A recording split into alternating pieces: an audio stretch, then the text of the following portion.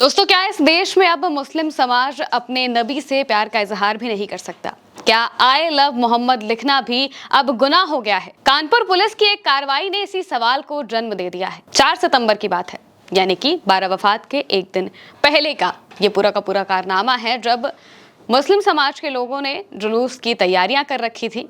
I love Mohammad का एक बड़ा सा पोस्टर तैयार किया हुआ था। सब लोग बहुत खुशी में थे। अगले दिन 12 वफात का दिन था। इस दिन जुलूस वगैरह निकाले जाने थे, लेकिन आई लव मोहम्मद के पोस्टर को देखकर हिंदुत्ववादी संगठन इतने उग्र हो गए, इतने नाराज हो गए कि सीधे हंगामा करने लगे। पहुंचकर सबसे पहले इस पोस्टर को हटाने के लिए कहा और इसके बाद हंगामा शुरू कर दिया, तोड़फोड़ शुरू कर दी। और इसके बाद जब पुलिस पहुंचती है तो पुलिस मुस्लिम समाज के लोगों पर एफआईआर लिख देती है। करीब 20 से 25 लोगों पर एफआईआर दर्ज की जाती है, जो कि मुस्लिम समाज के होते हैं, और उन पर यह आरोप लगाया जाता है कि ये लोग सौहार्द बिगाड़ने की कोशिश कर रहे थे।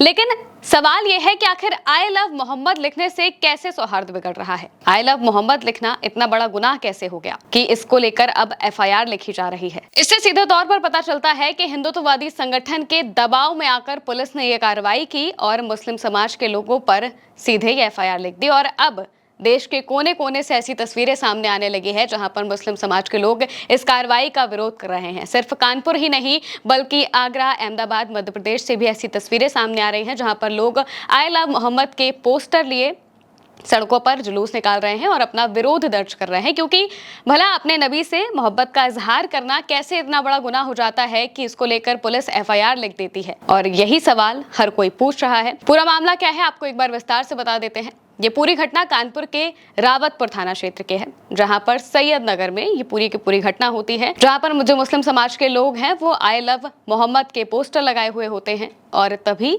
हिंदुत्ववादी संगठन पहुंच जाते हैं, हंगामा करने लगते हैं, तोड़फोड़ करने लगते हैं। लेकिन उल्टा उन लोगों पर कार्रवाई करने की बजाय जो पुलिस आती है वो पोस्टर भी हटवा देती है और उल्टा मुस्लिम समाज के लोगों पर कार्रवाई की जाती है। आरोप लगा दिया जाता है कि ये लोग सौहार्द बिगाड़ने की कोशिश कर रहे थे। पुलिस की तरफ से ऐसा कहा गया था कि ये पोस्टर की जो परंपरा है ये बिल्कुल नई परंपरा है, ऐसा पहले कभी नहीं हुआ है और ऐसा करना मतलब सौहार्द बिगाड़ने की कोशिश की जा रही है। अब भला पोस्टर निकालना, पोस्टर बनाना, ये सौहार्द बिगाड़ने की बात कैसे हो गई? ये सवाल हर कोई पूछना चाह रहा है। हर किसी के मन में यही बात है कि आखिर एक पोस्टर से कैसे सौहार्द बिगड़ रहा है, जिसमें ना ही कोई अपशब्द लिखे हैं, ना ही किसी दूसरे धर्म की भावनाओं को ठेस पहुंचाने वाली चीजें लिखी हैं।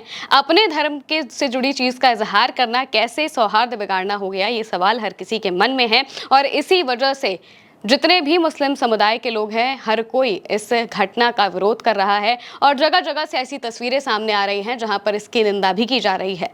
मुस्लिम समाज के बड़े से बड़े मुफ्ती से लेकर जो आम लोग हैं, हर कोई इस बात को कह रहा है कि भला अब इस देश में ये क्या हो रहा है कि एक पर्टिकुलर जो संगठन है उसके दबाव में आकर पुलिस इस तरह की कार्रवाई कर रही है, एक तरफा कार्रवाई कर रही है। जो लोग तोड़फोड़ करते हैं उन पर कोई भी कार्रवाई नहीं होती है। एफआईआर में किसी भी हिंदुत्ववादी संगठन से जुड़े लोग का नाम नहीं था, सिर्फ और सिर्फ मुस्लिम समुदाय से आने वाले लोगों का नाम दर्ज किया गया और उन पर एफआईआर लिखी गई। इसको लेकर और क्या कुछ जानकारी सामने आ रही है हम आपको बता देते हैं। ये पूरी घटना जब से सामने आई है तब से कानपुर के अलावा भी अलग अलग जगहों पर जो मुस्लिम समुदाय के लोग हैं वो विरोध कर रहे हैं। कानपुर के शारदा नगर में भी इसको लेकर एक जुलूस निकाला गया, जिसमें प्रदर्शनकारियों के हाथों में पोस्टर, तख्तियां थी और जिसमें लिखा हुआ था आई लव मोहम्मद। और यही निकालते हुए जो लोग हैं वो लगातार इस घटना का विरोध कर रहे हैं, इस कार्रवाई का विरोध कर रहे हैं, केस दर्ज होने का विरोध कर रहे हैं। कार्रवाई की अगर बात करें तो करीब 20 से 25 युवकों पर केस दर्ज किया गया था, जिनमें से 8 की पहचान सीसीटीवी फुटेज से की गई और इसके अलावा भी बाकी लोगों के नाम से जो कार्रवाई है वो की जा रही है। प्रदर्शनकारियों का कहना है कि बैनर पैगंबर मोहम्मद के प्रति सम्मान और प्रेम की अभिव्यक्ति थी और ये संविधान द्वारा दी गई अभिव्यक्ति की स्वतंत्रता के अंतर्गत आता है। स्थानीय मुस्लिम संगठनों के नेतृत्व में निकाले गए इस जुलूस में महिलाएं और युवा भी शामिल रहे। पोस्टरों पर लिखा था आई लव मोहम्मद, हमारा अधिकार, हमारा संदेश। और इसी के साथ जो विरोध प्रदर्शन है वो लगातार किया जा रहा है और ये विरोध प्रदर्शन सिर्फ एक जगह पर ही नहीं बल्कि कई जगहों पर किया जा रहा है और इस बात को जताया जा रहा है कि आप हमसे हमारा अधिकार नहीं छीन सकते। हमारे जो धर्म है उसे निभाने का, उसकी चीज़ों को फॉलो करने का अधिकार आप हमसे बिल्कुल भी नहीं छीन सकते हैं।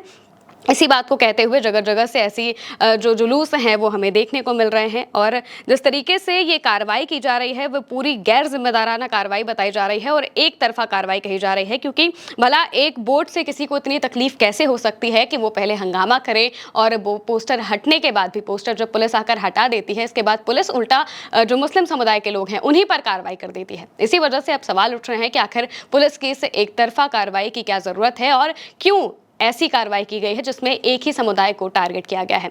पुलिस की तरफ से बहुत ज़्यादा बयान सामने नहीं आए हैं इस पूरे मामले पर।